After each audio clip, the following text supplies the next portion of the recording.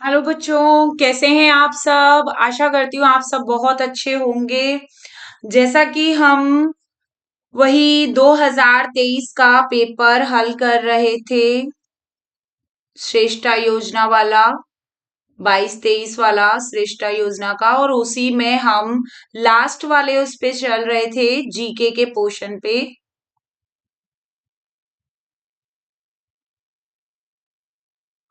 देखिए बच्चों, हमने यहाँ श्रेष्ठा योजना के, और आप जानते हैं 11 मई को पेपर है, और मैं अब फिर दोबारा आपको बता दूं, मैथ्स से 30 क्वेश्चंस आने वाले हैं, साइंस से 20 क्वेश्चंस आएंगे, और एसएसटी से 25, एंड आपके जीके के पोर्शन से भी 25, यानी टोटल 100 क्वेश्चंस, 400 मार्क्स के, यानी 400 मार्क्स के आपके क्या होंगे, 100 क्वेश्चन होंगे। और ये हम लास्ट वाला पार्ट, जीके वाला पार्ट कर रहे थे। तो हम स्टार्ट करते हैं उस जीके वाले पार्ट में से।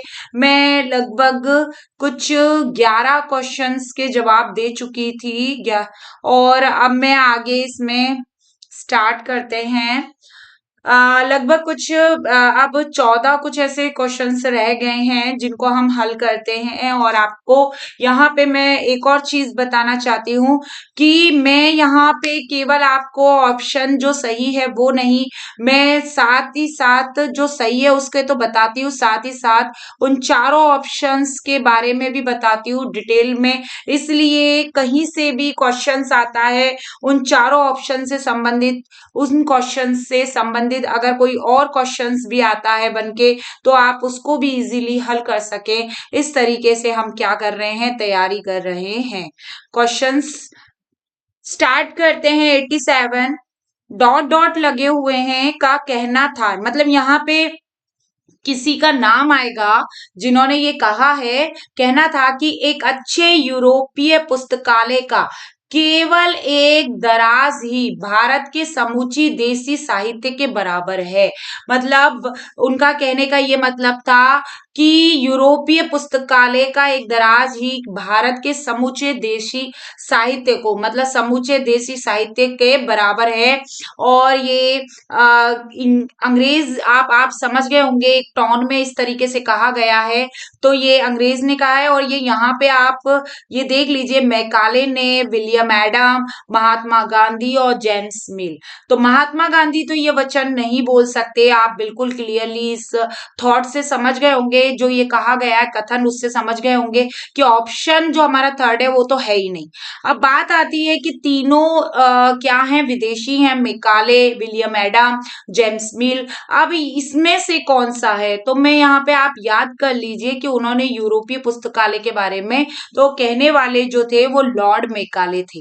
लॉर्ड मैकाले ने कहा था कि एक अच्छे यूरोपीय, लॉर्ड मैकाले जो थे उन्होंने कहा था कि एक अच्छे यूरोपीय पुस्तकालय का केवल एक दराज, मतलब केवल एक दराज है जो यूरोपीय पुस्तकालय का, वो भारत के समूचे देशी साहित्य के बराबर है। जबकि भारत का जो साहित्य है वो काफी बड़ा है, उन्होंने इस तरीके से बोल दिया एक टोन के तरीके से। तो लॉर्ड मैकाले ने ये बोला था, आप इस चीज को ध्यान रखेंगे। नेक्स्ट है 88, प्रसिद्ध समाज सुधारक ने, यहाँ पे आप प्रसिद्ध समाज सुधारक हैं जिन्होंने विधवा विवाह के पक्ष में प्राचीन ग्रंथों का हवाला दिया था। यानी विधवा विवाह के लिए, और उन्होंने यानी पुनर्विवाह के लिए, विधवा विवाह मतलब पुनर्विवाह के लिए, उन्होंने उनके प्रचार प्रसार के लिए प्राचीन ग्रंथों के बारे में बताया था कि वहां किस तरीके से औरतों की स्थिति थी, तो उनका हवाला दिया था। अंग्रेज सरकार ने उनका ये सुझाव मान लिया, क्योंकि और मान लिया, और 1856 में, अभी हम इसको क्लियर करेंगे किसने कहा था, 1856 में विधवा विवाह के पक्ष में एक कानून भी पारित हो गया था।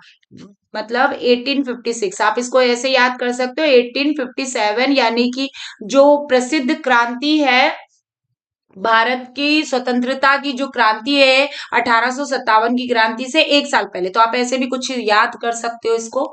तो यहाँ पे ये कानून किसने बनवाया ये हमें बताना है। तो इसमें देखिए ज्योतिराव फूले, ईश्वर चंद्र विद्यासागर, स्वामी विवेकानंद, राजा राम मोहन राय। तो ये सभी समाज सुधारकों के नाम है, ये सभी समाज सुधारकों के चारों ऑप्शन के नाम है। पर यहाँ पे विधवा विवाह के लिए सती प्रथा और इसके लिए राजा राम मोहन राय इन्होंने भी काफी प्रयास किए थे। और विधवा विवाह के लिए भी किए थे, पर लेकिन इनका सती प्रथा जो रोकी गई थी उसके पर इनका ज्यादा रोल है। और यहाँ पे ज्योतिराव फूले शिक्षा के तौर पे मतलब जो महिलाएं हैं उनको महिलाएं भी शिक्षित होनी चाहिए, तो उनके ज्योतिराव फूले उनके उसमें पक्ष में ज्यादा उन्होंने कार्य किया है। और स्वामी विवेकानंद ने भी शिक्षा के तौर पे काफी क्या है उस पे जोर प्रभाव दिया है। तो हमारे जो ऑप्शन से जो रिलेटेड जिनका कानून बना 1856 में, यहाँ पे ये है। तो उन्होंने और प्राचीन ग्रंथों का हवाला दिया था, उन्होंने प्राचीन ग्रंथों को ये कहा था कि इन्हीं ग्रंथों से हमारी पीढ़ी दर महिलाएं क्या हो रही हैं, मतलब ये है कि विवाह नहीं कर सकती, विधवा जो विधवाएं हैं वो विवाह नहीं कर सकती, मुंडन और इस तरीके से उन्होंने ये हवाला दिया था प्राचीन ग्रंथों का। तो वो हम थे वो ईश्वर चंद्र विद्यासागर। बच्चों यहाँ पे आपको ध्यान रखना है कि ईश्वर चंद्र विद्यासागर जी ने प्राचीन ग्रंथों का उपयोग यह सुझाव देने के लिए किया कि इनका उपयोग प्राचीन ग्रंथों का उपयोग इसलिए किया जाए कि मतलब विधवा पुनर्विवाह हो सके, मतलब विधवाओं का भी पुनर्विवाह हो सके। उन्होंने विधवा पुनर्विवाह पे बहुत कार्य किए थे और उन्होंने उसकी लिए कोर्ट में याचिका भी दायर की थी। और कोर्ट में याचिका दायर करने पर ही 1856 में एक कानून पारित हुआ और उसके तहत विधवा विवाह के पक्ष में कानून हुआ। तो इसका मतलब विधवा पुनर्विवाह की मंजूरी मिल गई, मतलब विधवा विवाह को क्या मिल गई, मंजूरी मिल गई। तो आप इस चीज को ध्यान रखेंगे। ईश्वर चंद्र विद्यासागर, मैं यहाँ पे इस ऑप्शन को दोबारा से लगा देती हूँ, आपको समझ में आ जाएगा। ये हमारा राइट आंसर है ईश्वर चंद्र विद्यासागर। आप ये समझ गए होंगे। 88 का 89 पर आते हैं। 1817 में स्कॉटलैंड के अर्थशास्त्री और राजनीतिक दार्शनिक जेम्स मिल ने भारत के इतिहास को कितने खंडों में बांटा था। यहाँ पे जेम्स मिल के बारे में बताया गया है। देखो यहाँ हमारे 87 में भी ऑप्शन में आया था जेम्स मिल। तो आपको इसका ध्यान रखना है कि ये अर्थशास्त्री थे जेम्स मिल, स्कॉटलैंड के, और राजनीतिक दार्शनिक थे। तो इन्होंने हमारे खंडों को, हमारे इतिहास को कितने खंडों में बांटा। तो यहाँ मैं आपको बता देती हूँ, ऑप्शन 2, 3, 4 और 5 दे रखा है। हमारा सही जो राइट आंसर है वो है राइट आंसर हमारा सेकंड ऑप्शन है हमारा राइट आंसर 3 खंडों में बांटा। वो 3 खंड जो थे वो थे हिंदू मुस्लिम, हिंदू मुस्लिम और ब्रिटिश इतिहास। यानी उन्होंने हमारे इतिहास को इस तरीके से बांटा 3 में, हिंदू मुस्लिम और ब्रिटिश इतिहास, इस तरीके से 3 में बांट दिया। कि पहले मुगलों का भी तो आप जानते हैं कि इतिहास में मुगलों का भी हम पे क्या है, हमारे भारत पे मुगल आए थे और उन्होंने भी राज किया था। तो इसी तरीके से, और पहले हिंदुओं ने, यानी वैदिक वैदिक काल था, उत्तर वैदिक काल तो हिंदू थे उसमें। तो इसी तरीके से उन्होंने क्या कर दिया, 3 भागों में बांट दिया, हिंदू मुस्लिम और ब्रिटिश इतिहास। 200 साल तक हम पर सबसे ज्यादा, मतलब हम पे सबसे ज्यादा राज्य किया गया था, मुगलों का राज्य था सबसे ज्यादा। तो पर ब्रिटिश इतिहास लगभग 200 वर्षों तक उन्होंने हम पे राज्य किया, अंग्रेजों ने भारत गुलाम बना रहा 200 वर्षों तक। तो ये आपको 89 तक समझ में आ गया होगा। अब हम नेक्स्ट क्वेश्चन हल करते हैं। 90 90 वाला है, सूची फर्स्ट और सूची सेकंड के साथ मिलान कीजिए। देखिए इसमें सूचियां हैं और इसमें मिलान करना है। और मैंने इसकी ट्रिक भी आपको बताई थी कि आपको इक्का दुक्का का थोड़ा ध्यान होना चाहिए। थोड़ा बहुत हम पढ़ते हैं तो ध्यान होता है। तो ये ऐसे प्रश्नों को आप बिल्कुल मत छोड़ना, क्योंकि आपने सामाजिक अध्ययन यानी कि एसएसटी पढ़ी है, और 6, 7 और 8 की बुक्स पढ़ लीजिए, जिससे क्या है एसएसटी की, ठीक है, आपका जीके का काफी पोर्शन क्या हो जाएगा, उसमें कवर हो जाएगा। एसएसटी तो कवर हो ही रही है, जीके को अलग से पढ़ने की कोई ऐसी आपकी खास जरूरत नहीं है। आप इन प्रश्नों को देखकर ही आप पता कर सकते हैं कि अगर जीके को अलग से पढ़ने की ऐसी कोई खास जरूरत नहीं है, एसएसटी आपकी काफी चीजों को क्या कर रही है, कवर। क्योंकि एसएसटी में यानी सामाजिक अध्ययन में भूगोल भी आ जाता है, आपका इतिहास तो है ही, और नागरिक जीवन भी आ जाता है। और नागरिक जीवन में मैं आपको यहाँ पे थोड़ा सा बता दूं, सिविक्स वाला जो टॉपिक है उसमें आप कॉन्स्टिट्यूशन यानी संविधान को जरूर समझिए। अनुच्छेद या संविधान के पोर्शन से क्या है आ सकता है, वो भी आगे आगे वाले संविधान से, जैसे मौलिक अधिकार हो गए आपका। मौलिक अधिकारों से ज्यादातर 2 साल से क्वेश्चंस पूछे जा रहे हैं, तो आप उसको भी अच्छे से पढ़ लें। तो देखिए हम यहाँ पे 90 वाला क्वेश्चन जो कर रहे हैं उसको समझिए। ये जस्ट अ मिनट, देखिए सूची फर्स्ट और सूची सेकंड के साथ मिलान कीजिए। तो सूची फर्स्ट है रानी चेन्नम्मा, और मैं यहाँ पे सूची फर्स्ट को पढ़ देती हूँ पूरे को, किससे मिलान करना है फिर हम उसको पढ़ेंगे। रानी चेन्नम्मा, सिपाही वॉरेन हेस्टिंग और शेरे मैसूर। अब हमारे सूची सेकंड में जो दिए गए, भारत का पहला गवर्नर जनरल टीपू सुल्तान, सिपोए और कित्तूर में अंग्रेज विरोधी आंदोलन का नेतृत्व किया। देखो मैं एक बात आपको यहाँ पे बता देती हूँ, आप दो ऑप्शन को अच्छे से समझ सकते हैं। अगर नहीं समझ सकते, आपने मैसूर का, मैं यहाँ पे आपको इसलिए क्लियर कर रही हूँ कि आप इससे अंदाजा लगा सकते हैं। मैसूर का 4 बार युद्ध हुआ था अंग्रेजों और मैसूर के राजाओं से। तो ये 4 बार जो युद्ध हुआ उसमें मैसूर में पहले तो हैदर अली, क्योंकि नींव भी जो डाली गई थी वो हैदर अली ने अपने साम्राज्य की डाली थी, और उससे 2 साल हैदर अली से लड़ाई हुई। फिर 2 बार, सॉरी साल नहीं, 2 बार जो अंग्रेज और हैदर अली के बीच लड़ाई हुई। फिर उसके बाद हैदर अली की तबीयत खराब हो जाती है, दूसरी बार जब वो अंग्रेजों से लड़ रहा होता है, उसमें उसका बेटा टीपू सुल्तान लड़ता है, और उन अंग्रेजों से लड़ता है, और उसमें उसने भी 2 बार अंग्रेजों से लड़ाई करी।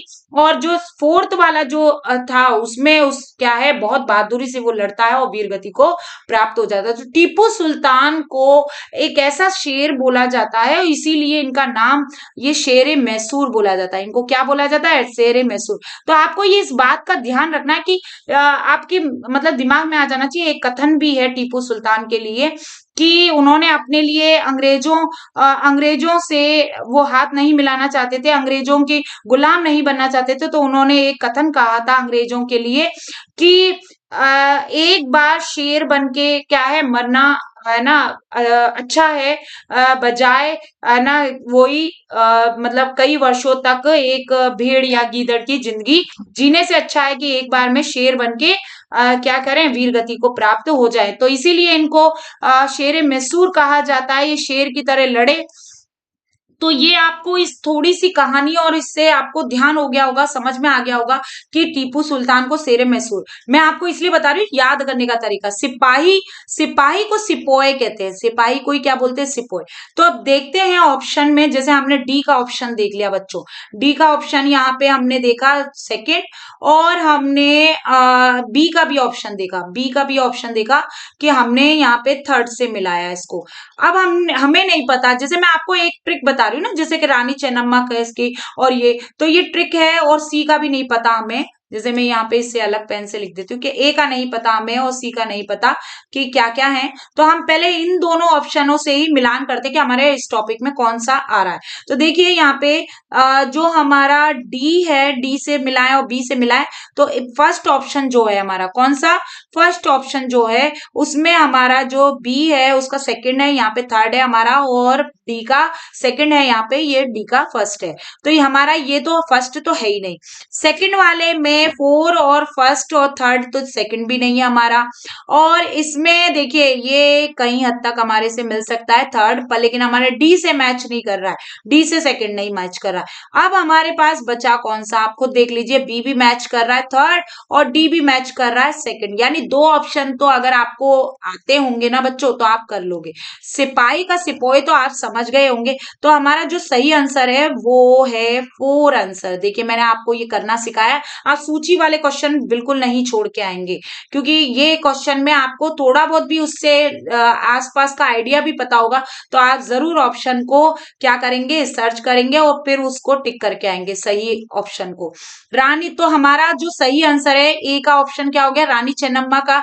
कित्तूर में अंग्रेज विरोधी आंदोलन का नेतृत्व किया था इन्होंने, मतलब रानी चेन्नम्मा लड़ी थी। रानी चेन्नम्मा क्या है, कित्तूर राज्य की रानी थी। इस बात को मैं यहाँ पे थोड़ा सा बता देती हूँ कि रानी चेन्नम्मा कित्तूर राज्य की क्या थी, रानी थी। और वो अंग्रेजों के खिलाफ, जैसे रानी लक्ष्मीबाई लड़ी थी ऐसे ही अंग्रेजों के खिलाफ लड़ी थी वो।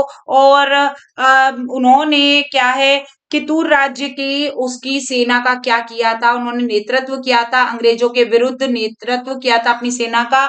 और हड़प नीति यानी 1824, यानी वो डलहौजी की जो हड़प नीति थी, आप समझ रहे हैं, हड़प या उसको विलय नीति भी बोलते हैं, वैभगत नीति भी बोलते हैं। तो ये हड़प नीति के खिलाफ, विलय नीति के विरुद्ध उन्होंने अंग्रेजों के प्रति क्या है, सशस्त्र उठाए थे। तो आप इस चीज को समझ लीजिए कि रानी चेन्नम्मा की भी कहानी कुछ लगभग क्या है, रानी लक्ष्मीबाई जैसी है।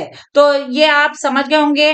साथ ही साथ वॉरेन हेस्टिंग का हमारा सी जो ऑप्शन है उसका सही ऑप्शन क्या है हमारा, तो सी का ऑप्शन हमारा यहाँ पे अभी हमने फर्स्ट है, क्या है फर्स्ट, तो फर्स्ट है। तो यानी वॉरेन हेस्टिंग जो थे वो बंगाल के, यहाँ पे देखिए भारत का है, मैं आपको यहाँ पे बता देती हूँ, भारत का पहला गवर्नर जनरल वॉरेन हेस्टिंग नहीं थे। भारत का पहला गवर्नर जनरल नहीं बोला जाएगा, उन्हें बंगाल का गवर्नर जनरल बोला जाए तो ज्यादा अच्छा रहेगा। कि वॉरेन हेस्टिंग क्या थे, मैं यहाँ पे आपको क्लियर कर देना चाहती हूँ कि वॉरेन हेस्टिंग बंगाल के, क्योंकि सबसे पहले आपको यहाँ पे थोड़ी सी कहानी अगर मैं बताऊं, देखिए बच्चों थोड़ा समझना, मैं यहाँ पे आपको छोटी सी कहानी बता रही हूँ, अगर उससे संबंधित आपके पास कुछ आता है, क्वेश्चन आता है तो आप उसको हल कर सके। देखिए भारत में विजय हो गई ईस्ट इंडिया कंपनी यानी अंग्रेजों की, तो इसीलिए जो एलिजाबेथ जो ब्रिटेन की जो रानी थी, सॉरी, वो ब्रिटेन की जो रानी थी, उन्होंने क्या किया, उन्होंने रेगुलेटिंग एक्ट यानी कि ईस्ट इंडिया कंपनी पर नियंत्रण के लिए लगाया और बंगाल का गवर्नर जनरल बनाया वॉरेन हेस्टिंग को। और आपको यहाँ पे मैं बता देती हूँ, फिर आप पूछेंगे कि भारत के गवर्नर जनरल कौन थे, तो भारत का जो पहला गवर्नर जनरल, भारत का पहला गवर्नर जनरल, क्योंकि भारत पे तो बाद में बंगाल के बाद ही हुआ है राज्य, तो गवर्नर जनरल भारत के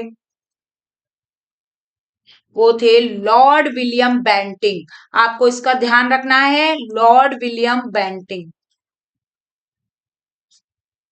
और लॉर्ड विलियम बेंटिंग थे। और लॉर्ड कैनिंग, क्योंकि आपको इसका भी ध्यान रखना है, वायसराय, गवर्नर जनरल पद को क्या कर दिया गया था, समाप्त कर दिया गया था 1857 के बाद, क्योंकि 1857 के बाद क्या कर लिया था, ब्रिटिश सरकार ने सीधे ईस्ट इंडिया कंपनी को बीच में हटा दिया और सीधे जो बागडोर थी भारत की वो अपने हाथों में ले ली थी। तो उन्होंने गवर्नर जनरल पद को हटा के वायसराय पद बनाया। भारत का वायसराय, जो प्रथम वायसराय थे वो कौन थे, लॉर्ड कैनिंग।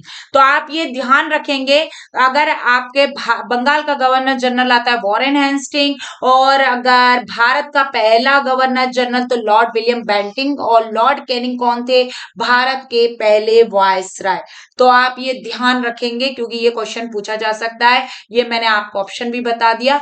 नेक्स्ट 91 को देखते हैं। दी गई घटना घटनाओं को उनके घटित होने के आरोही क्रम में व्यवस्थित करें। तो बच्चों आपको कम से कम घटनाएं एक के बाद एक याद भी होनी चाहिए, पता होनी चाहिए, तभी उनको आप क्रम में लगा सकते हो। तो देखो हमें 5 घटनाएं दे रखी है, भारत छोड़ो आंदोलन, रॉलेट एक्ट, असहयोग आंदोलन, प्रथम स्वतंत्रता आंदोलन, सविनय अवज्ञा आंदोलन। तो सविनय अवज्ञा आंदोलन ये है, और इसको आरोही क्रम यानी कि पहले आप जो पहले घटा आरोही क्रम में लगाना है, जो पहले घटा और फिर उसके जो बाद में घटा, इस तरीके से लगाना है, यानी बढ़ते क्रम में लगाना है।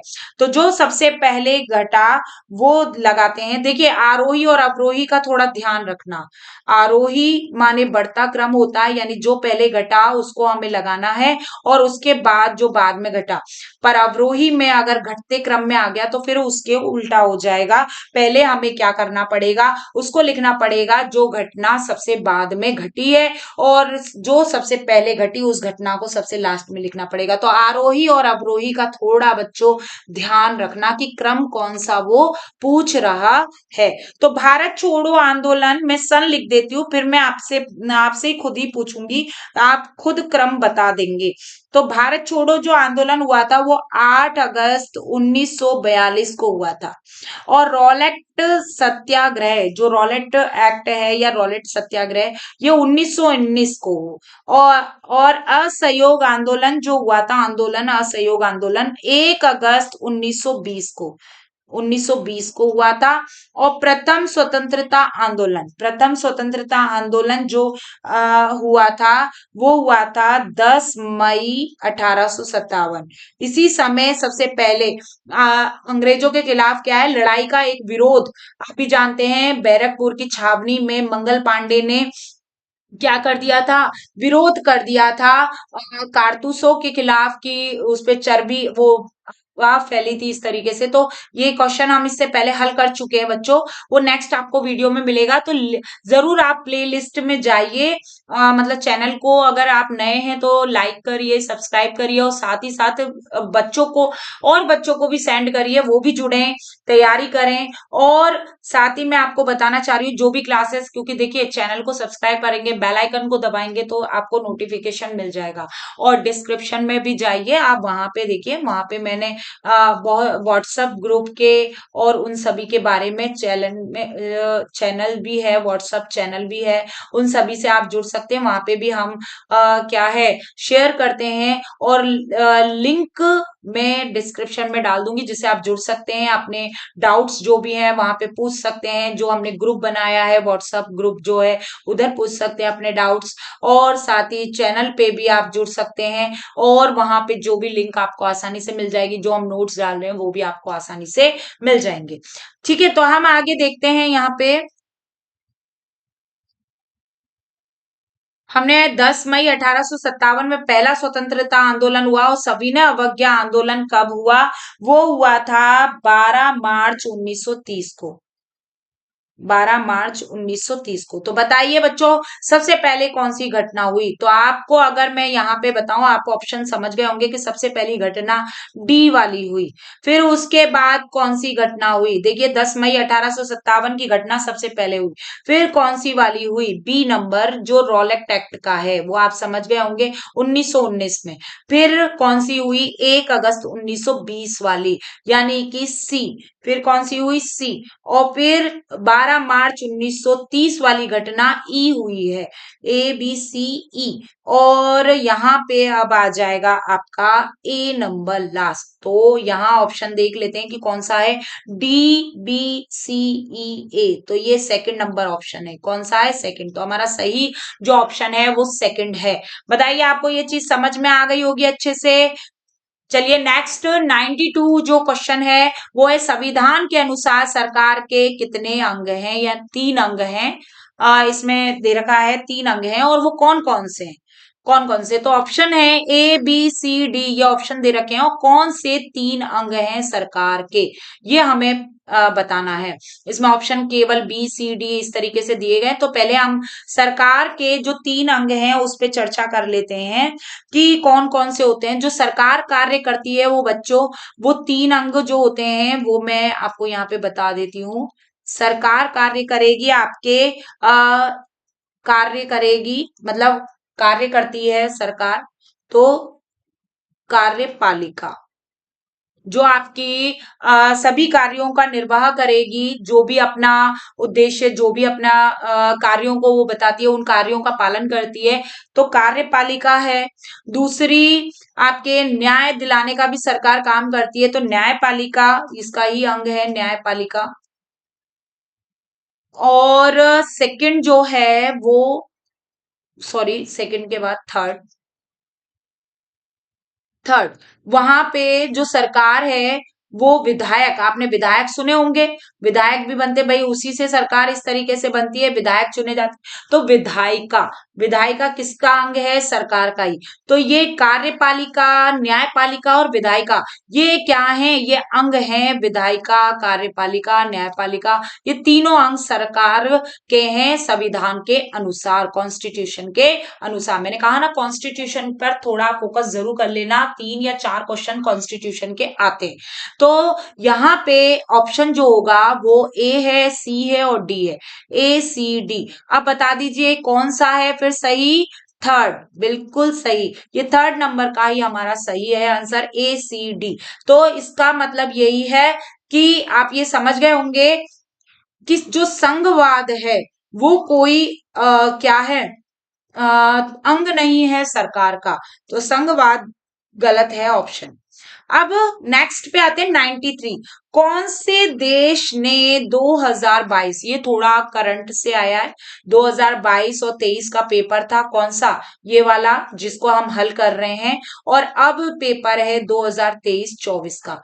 तो खेल से संबंधित थोड़ा करंट नॉलेज में जो भी है वो आप जरूर पढ़ लिएगा, क्योंकि पूछ लिया जाता है। तो देख लीजिए कौन से देश में होता है, तो कौन से देश ने 2022 में फीफा फीफा विश्व कप जीता, तो कौन से देश ने जीता है, वो भी 2022 में फीफा कप। तो ये फीफा कप जीता है, जर्मनी ने नहीं, ब्राजील ने नहीं, और क्रोएशिया ने नहीं, अर्जेंटीना ने। किसने जीता बच्चों, अर्जेंटीना। हमारा जो सही आंसर है वो अर्जेंटीना है। और फीफा विश्व कप कब हुआ था, 18 दिसंबर 2022 को हुआ था, और फीफा कप जीता था अर्जेंटीना ने।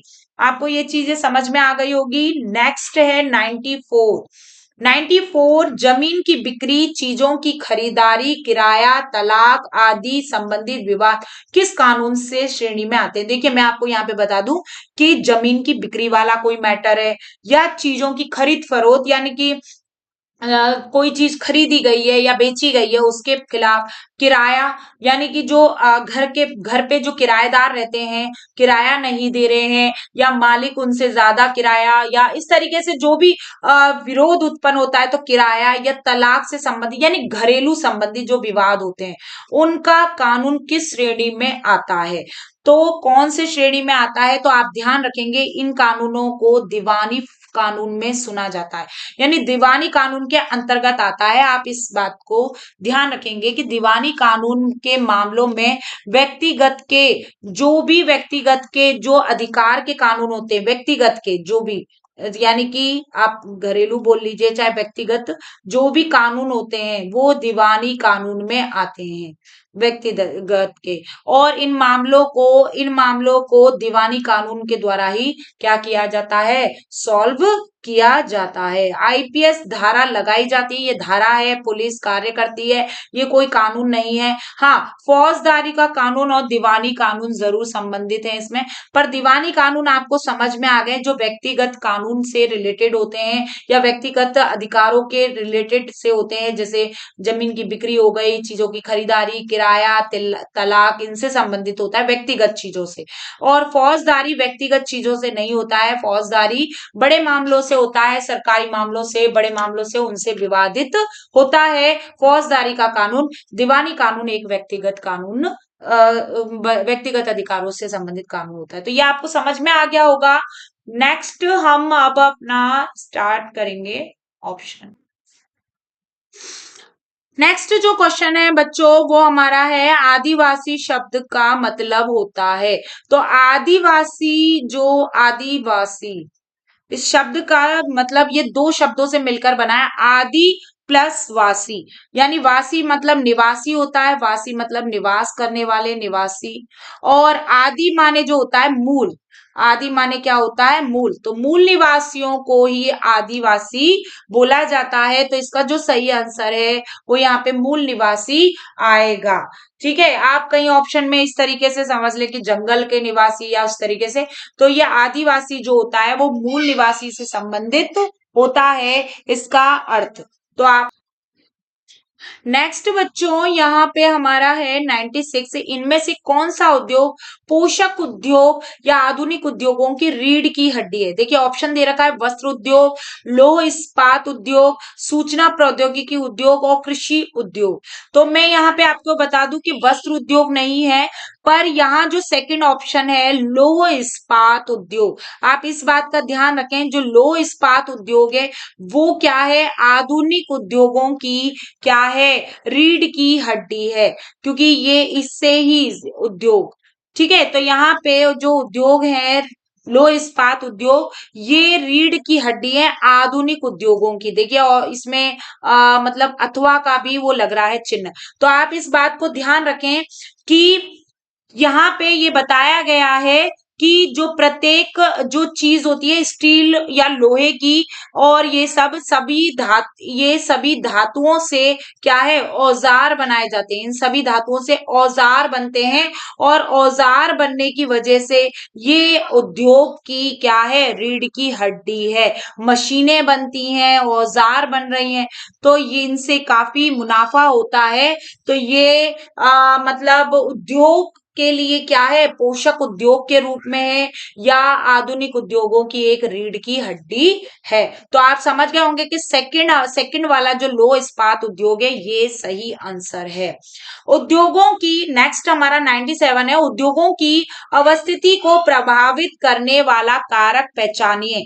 उद्योगों को जो अवस्थिति है यानी उनकी जो स्थिति है उसको प्रभावित कौन कौन से कारक करते हैं, उसके प्रभावित करने वाले कारकों के बारे में लिखना है, उद्योगों की स्थिति को प्रभावित करने वाले।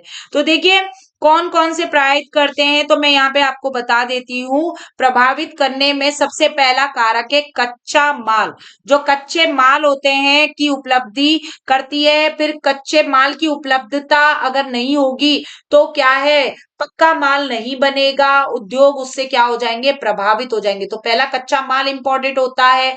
फिर परिवहन का साधन भी होना चाहिए, ताकि उद्योग जो हमारा जो माल है वो इधर से उधर उसको ले जाया जा सके। और बाजार जो है, बाजार भी जरूरी है भाई, बाजार में बेचने के लिए जरूरी है। तो बेचने के लिए ऊर्जा जरूरी है, ऊर्जा भी जरूरी है, पूंजी जरूरी है, पूंजी मतलब पैसा भी होना उद्योग के लिए जरूरी है, और उसमें काम करने वाले श्रमिक भी जरूरी हैं। ये सभी कारक हैं, जो क्या है, एक उद्योग को क्या करते हैं, प्रभावित करते हैं। तो हमारे पास जो कारक लिखे हैं वो कच्चा माल, परिवहन, बाजार और उपरोक्त सभी, ये सभी लिखे हुए हैं। तो इसमें जो सही आंसर है वो ढूंढना है ना।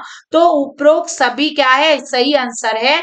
तो हम उपरोक्त सभी यानी ये केवल 4 नंबर, केवल डी जो दे रखा है वो क्या है, बिल्कुल सही आंसर है, केवल डी। और ये केवल डी जो है वो उपरोक्त सभी को बता रहा है, तो ये सही है।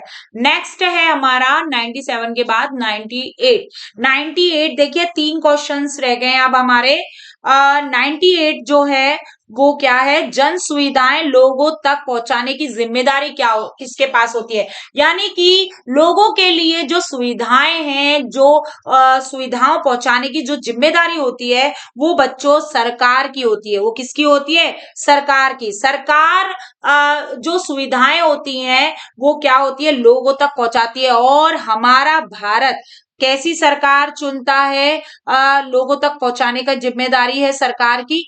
तो ये भारत जो है हमारा वो लोकतंत्र है, यानी गणतंत्र है। और इसमें लोगों के द्वारा, यानी कि गणतंत्र और लोकतंत्र का मतलब ही यही होता है, गण माने लोग, है ना। लोक माने मतलब लोग, और वही गण माने भी लोग। वो अपने लिए सरकार चुनते हैं। क्या है, अपने लिए क्या चुनते हैं, सरकार निर्वाचित करते हैं, सरकार को वोट देके यानी मतदान देके अपनी सरकार को वो चुनते हैं। जैसे अभी के टाइम पर चुनाव की चल रही है और हम अपने लिए क्या चुन रहे हैं, सरकार चुन रहे हैं। अभी चुनाव का दौर है बच्चों, तो इसका मतलब हम अपने लिए सरकार चुन रहे हैं। तो ये क्या है, यही ये जो सरकार हमने बनाई है, ये जितनी भी सुविधाएं हैं वो हम तक यानी जनता तक, लोगों तक पहुंचाने की जिम्मेदारी होती है इन्हीं सरकार पर। तो आप ये समझ गए होंगे कि सही आंसर सरकार है। ठीक है, नेक्स्ट देखिए, मैं आपको ये 98 में बता देती हूँ। न्यायाधीश की जिम्मेदारी होती है न्याय देने की, ठीक है, और जनता अपने लिए सरकार चुनती है। मैं ये जो फर्स्ट ऑप्शन है उसका बता दिया मैंने कि क्यों, क्या है, न्यायाधीश की होती है न्याय देने की, यानी जज, न्यायाधीश माने जज, जो है ना न्याय देने की जिम्मेदारी होती है। जनता अपने लिए सरकार चुनती है। और संसद, संसद दो होते हैं, मैं यहाँ पे बता देती हूँ। जो संसद होता है वो शासन के लिए होता है, और इसमें दो सदन होते हैं संसद में, एक लोकसभा और दूसरा होता है राज्यसभा। और जो लोकसभा है और राज्यसभा, उनमें दोनों में सरकार बैठ रही है, पर लोकसभा एक निम्न सदन है, जनता द्वारा निर्वाचित लोग वहां जाते हैं और वहां पे जो प्रमुख जो होते हैं मतलब जनता द्वारा, तो वो लोकसभा में बैठते हैं। और लोकसभा के बाद राज्यसभा में इसका मैं आपको यहाँ पे ये बता देती हूँ कि राज्यसभा में लोकसभा के मुख्य जो होते हैं पक्ष और विपक्ष के लोग वो बैठते हैं। तो ये एक उच्च सदन है। राज्यसभा क्या है, उच्च सदन। तो ये आपको अच्छे से समझ में आ गया होगा 98। हम नेक्स्ट 99 देखते हैं। जीवन की सुरक्षा, व्यक्तिगत स्वतंत्रता का अधिकार संविधान के किस अनुच्छेद में। तो ये देखिए एक और क्वेश्चन आया है संविधान से रिलेटेड, और ये जो क्वेश्चन है बच्चों, वो क्वेश्चन है आपका अनुच्छेद यानी एक्ट से रिलेटेड। तो मैंने पहले भी बोला था कि संविधान में आपको एक्ट पता होना चाहिए। और जीवन की सुरक्षा और व्यक्तिगत सुरक्षा से संबंधित है, तो ये मौलिक अधिकार वाला एक्ट है, मौलिक अधिकार वाला। ठीक है, जो मनुष्य को जो अधिकार मिले हैं, जो उसके खुद के अधिकार हैं, वो मौलिक अधिकार में आते हैं। और ये मौलिक अधिकार में मैं आपको यहाँ पे कुछ अधिकार ये बता रही हूँ, जिसमें ये बोला गया है जीवन की सुरक्षा और व्यक्तिगत स्वतंत्रता, ये है अनुच्छेद, अनुच्छेद 21 में। किसमें है, 21। तो हमारा जो सही आंसर है वो अनुच्छेद 21 है। 21 में क्या दिया गया है, जीवन की सुरक्षा है, व्यक्तिगत स्वतंत्रता का अधिकार है। बच्चों जब कोई मतलब कोई राज्य में अगर कोई विद्रोह हो जाता है, समझिए कोई सामाजिक उपद्रव्यता फैल जाती है या विद्रोह उत्पन्न होता है, तब उस समय सारे जो अधिकार होते हैं उनको सरकार क्या कर देती है, प्रतिबंधित कर देती है सारे अधिकारों को। केवल कौन से अधिकारों को छोड़ के, ये जीवन की सुरक्षा का अधिकार, इसको प्रतिबंधित नहीं कर सकती सरकार। और इसके प्रति जीवन की सुरक्षा, व्यक्तिगत स्वतंत्रता के प्रति हम कहाँ जा सकते हैं, उच्चतम न्यायालय यानी सुप्रीम कोर्ट, सर्वोच्च न्यायालय की तरफ, यानी उच्चतम न्यायालय से लेके क्या है, सीधे डायरेक्ट हम कहाँ जा सकते हैं, सुप्रीम कोर्ट जा सकते हैं, यानी सर्वोच्च न्यायालय हम डायरेक्ट इसके प्रति जा सकते हैं कोर्ट में। अगर कोई हमारी जीवन की सुरक्षा का या व्यक्तिगत स्वतंत्रता का हनन कर रहा है, तो हम डायरेक्ट कहाँ जा सकते हैं, सुप्रीम कोर्ट में, यानी सर्वोच्च न्यायालय में हम डायरेक्ट अपील जारी कर सकते हैं। ठीक है, तो ये मैंने आपको कुछ थोड़ी सी बात बताई। अब मैं यहाँ पे अनुच्छेद 19 को थोड़ा डिफाइन कर देती हूँ, और 20 और 18 को भी। तो 19 जो है, अनुच्छेद 19 है, वो बोलने की स्वतंत्रता पर है। बोलने की स्वतंत्रता हर व्यक्ति को है, अपने विचार रखने की स्वतंत्रता है। तो विचार रखने की स्वतंत्रता अनुच्छेद 19 में है। और 20 जो है, अनुच्छेद जो 20 है, एक्ट जो 20 है, मैं यहाँ पे पेन बदल देती हूँ, यहाँ पे जस्ट मिनट। एक्ट जो है 20, वो है वो बताता है अपराध की सजा के संबंध में संरक्षण। यानी हम किसी व्यक्ति को, जैसे किसी व्यक्ति को अपराधी है कोई व्यक्ति और उसको सजा मिली है, तो वो अपने प्रति भी क्या कर सकता है, कोर्ट में अपना वकील खड़ा कर सकता है, या फिर अपने लिए क्या है, अगर कोई विरोध में लगा देता है तो हम मानहानि का भी दावा कर सकता है वो, और कि हम मुझे अपराधी बनाया गया है जबरदस्ती। तो इस तरीके से अपराध की सजा के संबंध में संरक्षण जो है वो एक्ट में संरक्षण, ठीक है। तो वो एक्ट 20 में, और एक्ट जो 18 है वो है एक्ट 18 जो है, मैं आपको 18 में बता देती हूँ, जो राज्य को किसी उपाधि प्रदान करने से रोकता है। यानी कि ये राज्य को किसी भी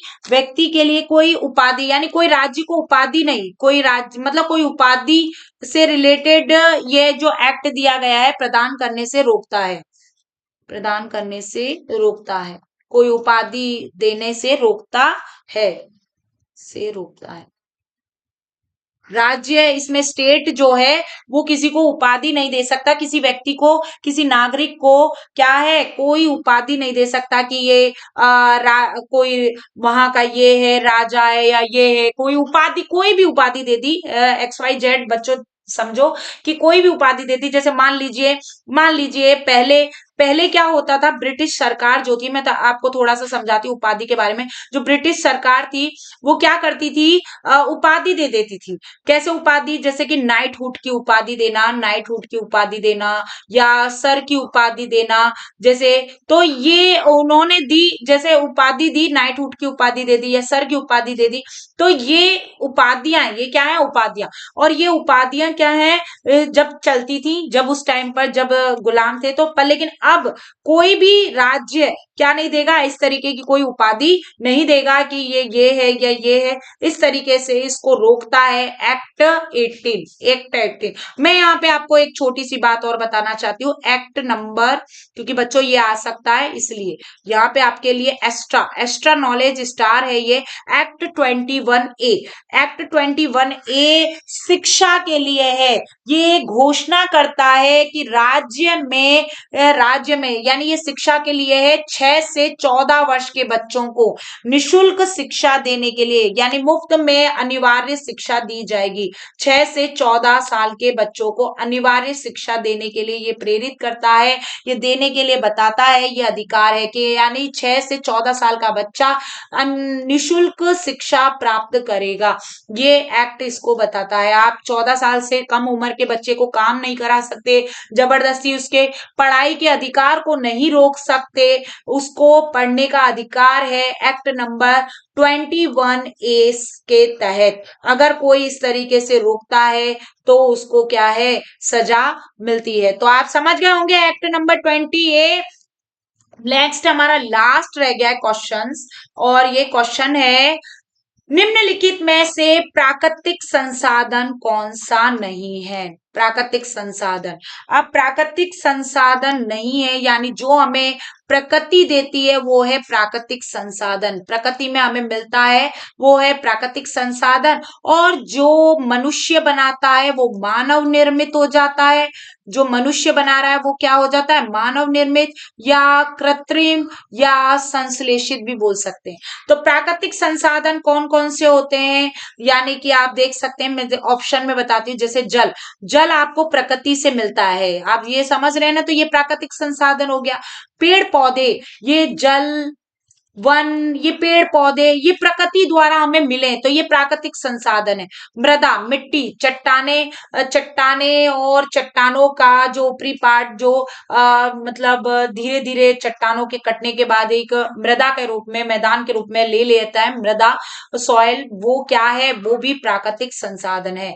केवल मानव किसको बनाता है, आप ये बहुत सरल है, आप पहचान गए होंगे इसमें सही आंसर, कि सड़क, सड़क प्रकृति हमें निर्मित करके नहीं देती है पहले से कि सड़क बना के दे दी, नहीं, सड़क कौन बनाता है? मनुष्य। मनुष्य बनाता है भाई सड़क, अपनी सुविधा के अकॉर्डिंग सड़क बना रखी है, जगह जगह गड्ढे ना हो, ये ना हो, उनसे बचने के लिए वाहन अच्छे से जा सके, तो सही ऑप्शन है सड़क। दूसरा ऑप्शन जो प्राकृतिक संसाधन, प्राकृतिक संसाधन नहीं है, नहीं है। तो बताइए आपको ये समझ में आ गया होगा। पेपर हमारा 23 वाला यानी 2023 वाला श्रेष्ठा योजना का पूरा हल कर दिया है मैंने। चारों ऑप्शन बताए, कुछ नॉलेज वाली चीजें भी बताई। बच्चों ये पूरा हल कर दिया, ये आपको अच्छे से समझ में आ गया होगा आपको अच्छे से। और मैं आपको ये भी बता रही हूँ कि जरूर आप चैनल से, व्हाट्सएप चैनल से भी जुड़िए, डिस्क्रिप्शन में दे रखा है, मैं पिन करके कमेंट में भी डाल दूंगी लिंक को। आप चुनिए, किताब का भी मैं लिंक डाल रही हूँ, तो किताब भी करिए। समय बहुत कम रह गया है और ज्यादा से ज्यादा वीडियोस को देखिए, क्वेश्चंस को हल करिए, चारों ऑप्शंस को हल करिए, कोई सा भी आ सकता है। ठीक है, तो कोई सा भी पूछे, ज्यादा घबराने की जरूरत नहीं, ज्यादा टफ नहीं, बस आप जो अपनी मेहनत कर रहे हैं 8वीं क्लास को अच्छे से इम्प्रूव करिए। और अपनी जीके के लिए आप छठी और सातवीं की आप जरूर 8वीं के साथ साथ, 8वीं को तो इम्प्रूव करना है, छठी सातवीं की एसएसटी साइंस को आप पढ़ सकते हैं जीके के लिए। ठीक है, तो 8वीं को सबसे ज्यादा आपका मेन फोकस 8वीं पे होना चाहिए, जो 8वीं के लिए, क्योंकि आपका मैथ 8वीं क्लास से आएगा, आपका साइंस, आपका जो एसएसटी पोर्शन है वो उससे आएगा। मैं जीके के पार्ट के लिए इनके लिए रिक्वायरमेंट कर रही हूँ आपको कि एसएसटी और साइंस के लिए 6-7 की, और हमारी बुक का जो मैं लिंक दिया है उसमें सब कुछ दे रखा है, तो आप जरूर इनको पढ़िए। करंट से इक्का दुक्का क्वेश्चन आता है, तो करंट भी दे रखा है, तो आप इस चीज को, आज का पेपर आपको अच्छे से समझ में आया, कमेंट जरूर करना बच्चों, और जरूर नए हो तो सब्सक्राइब करें। Okay, okay, bye.